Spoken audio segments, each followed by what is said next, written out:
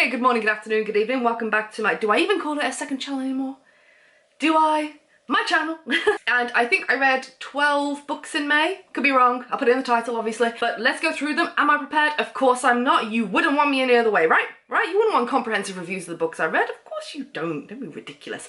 So, first book I read was I Married a Naga by REGINE ABEL, and this is the second book in the, what's it called, the series? The Priming Mating Agency. First book was I Married a Lizardman, and I loved that book. So they're sci-fi romances. And it's almost like a matchmaking service that brings an alien and normally a human woman together. And this one, Snake Man. Snake Man. It was a bit much. I gave 4 stars. It was super sweet. But the snakeness, and he had like a cobra, like a hood around his head. It was a bit much. I'm not gonna, it was a bit much. So obviously there's a lot of differences between them. She goes onto the planet, there's this big hunt thing. First hunt, he like gets a look at her. She's playing by the rules. She has to go around and hunt, but there are certain boundaries that she can go into and things like that. And they're on their side, she's on her. She's like, don't worry, I'm not gonna step into your side, big snake men. And they kind of help her, like catch her kills and things. And eventually, you know, they get together and she's like, look, I've gotta last this 6 months. Because he'd either be killed or marry him. And it was really sweet, it really was, but not as good, I don't think, as I Married a Lizardman. I think it was just the hood, the snake, it was just a lot for me, not gonna lie. But I gave it 4 stars, it was sweet, it was, you know, sexy fun. Then I finally read The Dragon's Bride by Katie Robert because it went on Kindle Unlimited. So I gave that a read, gave it, what was it, 3.5 stars? 3 stars. And it had potential. I felt this book really had potential, and if it had just gone, how many pages was it? Hold on, 2 secs. 180. I don't think it was long enough to really delve in to give this, it needed more depth. Or I just wanted more depth because I really enjoyed the characters. So basically our heroine escapes a horrific marriage and basically makes a deal with a demon. And that's how he leads her into another realm, and she finds a big, crazy, massive dragon man. So it was really sweet. He's really cute, really sweet. The problem is, and then it's just like 108 pages of, you know, some dragon fun. He has 2 P's, but there's no double P, and what's the point? What's the point if you're gonna have 2? Never mind, never mind. Again, it felt like it was just not hitting the bar on certain things, and I feel it needed to be long to really delve into the characters and build the world a bit more. Did I have a great time? Yes, the cover is amazing. So creative, so fun, love the cover. And it was a good time and I read it really quickly, but it's a 3-star read, unfortunately. I will carry on the season though, the series, sorry, if she puts them on Kindle Unlimited. Then I read Claimed by the Horde King by ZOEY DRAVEN, which is book number 2 in the Horde Kings of Dakar. First one, really enjoyed, so gave this, I read that ages ago, so I was like, let's jump back into this world. Really good, you got a Horde King, as you do. Problem is, I don't remember them having like tails and things, but I remember at the start of this book, she mentions that he has a tail, but then it's never mentioned again in the rest of the book. Anyway, so I completely forgot that they look very different because they don't feel like they do, you know what I mean? Anyway, or I could have read that completely wrong. Someone can correct me. Yeah, classic, girl in a village, kind of an outcast. No one really, you know, not likes her. She's a bit weird, a bit socially, you know, she just keeps to herself. She breaks some rules, Horde King comes, takes her, we should have killed her, was like, okay, no, actually, I'll take you. You know, classic standard setup. And she really finds like a home there, and there's a lot of drama and angst between them. So I gave this 5 stars, like I gave the first one. I think I prefer the first one, I'm not too sure. This one, maybe I should push it to a 4.5 because the ending did feel a bit rushed to me, and I wasn't like 100% on board with like how it happened. It was fine, but you know when you're like, oh, is he gonna this at the end?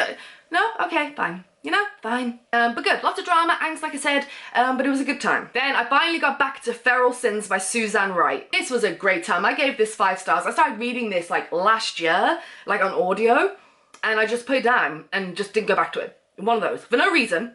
Just didn't go back to it. I started reading other books and then completely forgot that I was reading it. You always get fake dating, but this one is fake mating. He got an alpha of a pack and he like gets this girl. It starts off with him basically, the pack kidnapping her. She wakes up in like this room in this house, she's like, hello?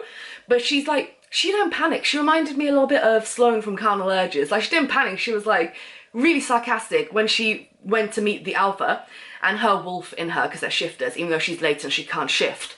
So she's always put down by everyone, even her father's like, you can't even shift into your wolf, like, who are you, a peasant, you're a weak girl. She's due to be like married off to this guy who like bit her with a mating mark against her will. The alpha, like, alpha's wolf in him, when she sees her, his wolf's like, yes, and her wolf's like a slut. She's like, stop being a whore, like, stop like arching your back within me for him.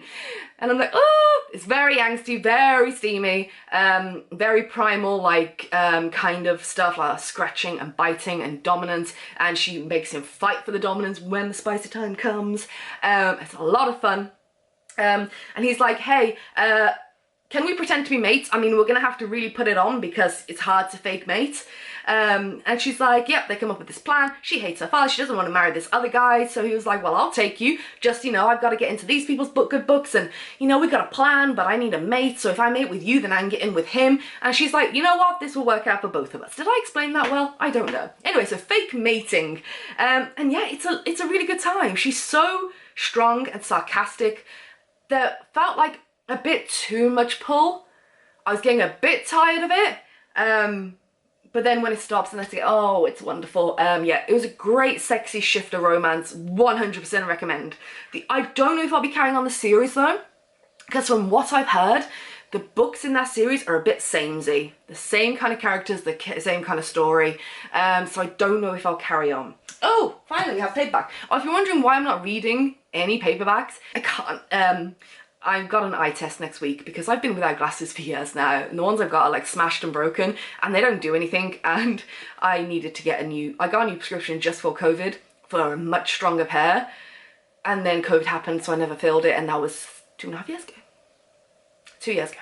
So, I'm going to start again, get a brand new appointment for a brand new prescription and get them this time. Even if I have to buy the cheapest pair, I don't care, I need to see, but I'm struggling so hard reading paperbacks. So I read everything on my phone. But I'm still picking up books that I want to read. It's just, I've got to wait because I'm like, oh, my head aches, and I'm like holding here, I'm moving it around and it's blurring, and oh, it's just annoying. So that's why you're not getting many paperbacks. But I read What If by Randall Munroe, and this is just a funny, I didn't read all of it, I kind of like skipped through. He gives scientific answers to really bizarre, stupid questions, like what if everyone in the world jumped at the same time? What would happen? And I think he worked for NASA, so he gives like actual tries to scientifically explain what would happen. What are some of the other ones? What if my DNA suddenly vanished? How could we build a Lego bridge between London and New York? What are the odds of meeting my soulmate? How long could a nuclear submarine last in space? Those kind of questions. So it's a little bit of fun. It's one of those coffee table reads almost, where you just kind of pick it up and have a little rummage, and his illustrations are really cool. They're little stick people, but they're really funny and cute, and I had a good little giggle. But like I said, I didn't read all of them. They're only a few pages each, like question, then he'll try and give you a fun scientific answer to it. So yeah, it's a really nice little gift book, I'd say, this one. And I think I gave it 4 stars, 3 stars, 4 stars, 4 stars, yeah. Oh, then I read The Timekeeper by Mitch Albom. We're getting through them. We're getting through them. Only 1, 2, 3 books left, and then I've read all of his books. This one I gave 4 stars. Not my favourite, but did really enjoy it. I was hoping for a bit more of a climactic ending. It felt rushed. So basically the whole premise of this one, you've got the father of time, so we're going way back in history at the start of this book, way back to the dawn of man kind of thing, and we kind of meet the father of time. He's not called that, obviously, but he's the first man who ever tries to measure time, and measure using water and it dripping and like the shadows and stuff to plot the how the sun moves across the sky, and he'll know when the sun will be at its highest. And he was the first man ever on Earth to come up with this, like sticks and water, and he was learning and he became obsessed with it. Then it all like kicks off. His friend's like, hey, you know, I've got like, I live in this castle, you don't, but we've always been good friends. I could use your help, and you know, your genius and this thing you've got here, can I have it? And he's like, no, you can't have it. And he's like, ah. So he goes off, he gets banished from the place, he takes his wife, they go live like they're exiled in the woods, and it's really sad. And I was like, oh my god, you're making me cry again already. And his wife starts to, this happens really close, but his wife starts to get ill and die, and he's like, I've got to go get my friend who lives in the castle, like, I'm furious, so he runs back. Anyway, that was a terrible explanation. I'm not gonna tell you everything that happens. The father of time, basically then the gods curse him, he runs back, he gets really angry, crazy shit happens, it all explodes, and suddenly he's in this cave. And the gods have punished him by making him stay in this cave, for thousands and thousands of years. And he has to sit there and he can hear everyone's wish to have more time, have less time. And then it begins that we have two people he hears clear over everyone else. A young girl who doesn't want more time, and an old man who is begging for more time, who's dying, who's terminally ill, and the young girl who's going through a lot. So it's like, oh, this is good. Because then, you know, you're like, oh, he's going to get released from his cave, he's got to go find them, and he's going to teach them both a life lesson by bringing them together, surely. So yeah, a lot of that does, you know, goes down. And we get two very opposing, really old man who doesn't want to die, who wants immortality, and a really young girl who, you know, is going through a lot and doesn't want any more time. It was getting me in the feels all the way through. And I love the idea of Father Time, someone who has been alive for so long, the first man ever who's trying to measure time, and then all he can hear is the people that want more and less and more and less, and how he had no idea that what he was doing back then, people would have watches and clocks and sundials, and he was like, whoa, wow, I started all this? Cool. That's a lot. Like, everyone can be so precise now with time. And he has to find these two people, and it was good. But I found the end was a bit rushed. I didn't get, you know, that big Mitch Albom famous, like, pow pow to the guts, where you're like crying at the end again. You're like, oh, for fuck's sake, Mitch, I know. And you get all these life lessons. It felt a bit rushed at the end. So that was a bit disappointing. I think I just expect too much now from Mitch Albom, because most of his books, like, cry, cry, cry, but at the end, massive floods of tears. I didn't get the massive floods of tears at the end, but I did throughout. So it was a nice book, but nice best. I really need to start scripting these videos, I swear. Then I read book 1 and 2 in the Christo Sin as well by Catherine Wiltshire. Oh yes, I binged this author straight, like 5 of her books straight. So Black Skies Riviera and A London Villain. So Black Skies Riviera, book number 1, gave 4 stars. Yes. Oh, a Bratva princess. Enemies to lovers. Arranged marriage or forced marriage? I'm not too sure. Mafia romance. She's got secrets. You know, Mafia princess has got her secrets. When they first meet, hilarious. I think he's in the French Riviera, and she dumps a bottle of wine on his brand new suit or something. They have no idea that she's the one that's going to be arranged to marry him, and when they see each other, they're like, oh wow, great, let the games begin. She's got secrets. He knows she has secrets, and he needs those secrets from her. They both know they've both got secrets, and I love that. How it's not like this big drama, surprise, catastrophe. You know, they both know, and they both understand why they're both trying to keep those secrets, and when it comes out, it's mwah. So I really enjoyed this one, 4 stars, but I'm pretty sure, yes, A London Villain, which is book number 2, I gave 5 stars, because this one is Friends to Lovers, and I'm really enjoying Friends to Lovers. Please, give me your recommendations of Friends to Lovers. This one's so good, because it's like a second chance romance. They have this like thing when they're really young, like they meet because she's in this just awful situation, and they meet, and it's like a kind of an insta love when they're young and first meet, but it's okay. I was okay with it at the beginning. It's like, oh, they're both young, they've kind of like been smitten with each other immediately. He tries to help her, and then we get like a flash forward, because obviously they don't end up together at that point. And I don't want to spoil this book, but it's Friends to Lovers, second chance romance. Really good spice. And he has to get her back, and he has to save her from this horrific fate that he couldn't save her from before, the first time. Now he's back, he's badder than ever, he's actually grown up, he's crazy lethal, and he will stop at nothing to get the woman he has never stopped thinking about back, and she's never stopped thinking about him. She's in a horrific situation, and he is going to get her, save her, and put her in his arms again, where she fucking belongs. It is magnificent. 5 stars. Can't wait for the next one to come out. Or is it already out? Haven't checked. I must check. Okay, so yeah, really good. Then I read, oh yeah, we had a break from Catherine Wiltshire, and I read Alien Keeper by Ursa Dax. Gave it 4 stars. Our heroine, you know, sci-fi romance, as you can tell. This was cool. It was nice. It was steamed fun. 4 stars. Human women have already landed on this planet, but our heroine goes with one of her co-workers. And they've got to scout out, like, what's going on this planet, things like that. They've been given operatives and missions. So they go out, they're like camouflaging with like technology. And suddenly her superior, like colonel guy who she's traveling with, her boss, like pulls a gun on an alien, and she's like hiding. She's like, what are you doing? We're not meant to hurt anyone here. And he's just gone nuts. And she's after all this like conflict, and she runs in case the aliens think that she wanted to hurt any of them. She's like legging it on this planet. She realised that she's been given a completely false directive for what they've been sent there for, and her boss knew the whole time. So she wants to uncover that. Thing is, with our hero, he had to, you know, swim into this big cave because he got beckoned by a siren kind of thing. Not a siren, but, and he has to like rip this tooth out of this monster and look at the tooth, and it showed his fated mate, and it was a human. But he didn't get like a full good look and didn't know where to find her. Sounds so bizarre. So anyway, she's on the run. We've got him, the boss, shooting at aliens and fighting with aliens. She's like, hell no, I'm not being a part of this. I don't want to hurt the aliens. I'm gonna run. And then obviously, big alien guy is like not far behind her. And he's like, my mate is here, my mate is here. I've got to follow my heart. I've got to find her. Fated mate, forced proximity because he just wants to keep her safe. And things like that. And it's sweet and sexy. 3 more books. They're a trilogy. And I need to get a glass of water. 2 seconds. Oh. Refreshing. Okay, so finished off the month with another Catherine Wiltshire book. Well, 3 of them. The Santiago trilogy. So it's a trilogy. So I'll just talk about the first book, the kind of premise and like setup, and then I'll generally talk about the whole trilogy without any spoilers. Start off, got a big bad mafia monster guy. He takes one look at this woman and literally makes a split-second decision like, yes, I'll have you. So kidnapping, captive kind of thing. To gun to her head, he's like, you're going with me. And she's like, ah, what? As you do. I wish authors didn't do that. Like, at least like that just like is very lazy. Anyway, they're just like, yes, I'll have her, thank you. He's big, bad and scary. You know how it goes.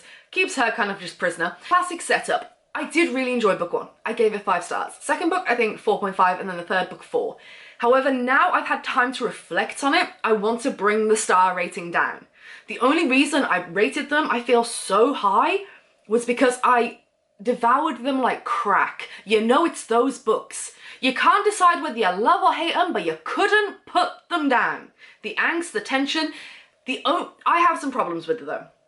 So you got a classic setup for this kind of dark romance. However, he is an asshole. He really is. Be prepared. He's an absolute bastard throughout. And I know they were kind of I was like, oh, she's just breaking down his character really, really slowly for us, which I can appreciate because when it happens too quickly, you're like, oh, well, you changed really quick. But I need it when it's such like a cold-hearted bastard, like our man here. I need him to have some softer moments. Like the sex, great, fantastico. That was a lot of fun and there's a lot of it, okay? However, I need those softer moments. I really do, to kind of break up the tension and the angst. So that was my one big problem. Problem 2, in book 3, or at the end of book 2, they kind of hinted at something extremely traumatic. Not going to go into it because it is a spoiler. There's a lot of triggers as well for this series, so please show the triggers, there are a list. Something very traumatic is hinted at. I did guess what it was, kind of. But then it really felt like a plot point because it was kind of brought up and it was something that was brought into the story. When they bring something into the story, it's going to be a big plot twist, like something that's really going to devastate one of our characters. And they build it and then it just kind of disappears and it's not handled at all. Like it does get resolved but in a really quick way and it's over instantly. It's like, I'm sorry, what? You can't bring in something like she brought into this book and then build it and then a quick fire done and it's done. Don't do that. It really annoyed me. Don't do that. So yeah, but again, it was like crack. I couldn't stop. I couldn't stop. Devoured them, did enjoy them. They were a good time, but very bingeable and dark. So those are the books I read in May. Let me know what you have been reading lately and if you've read any of these or if you're gonna read any of these, have I sold you on any of them. It was a decent month. It really was, of reading. So I will love you and leave you. Check out my Etsy down below. I do boxes full of books that I wrap and they're really beautiful and I give you drinks and it's lovely. The Etsy link is down below. There'll be a restock when you've seen this. There'll be a restock around the time on some of the genres and I'm reorganizing and doing a different kind of system for this, but I'll probably be close to the star next week. I'm not sure, but you'll get it, all right? There is plenty in stock, plenty. Like, comment, share, subscribe, ring the bell, Instagram, all the fun stuff. Do all of it, do none of it, it doesn't matter so long as you're happy and I'll see you in the next one. Happy reading, bye.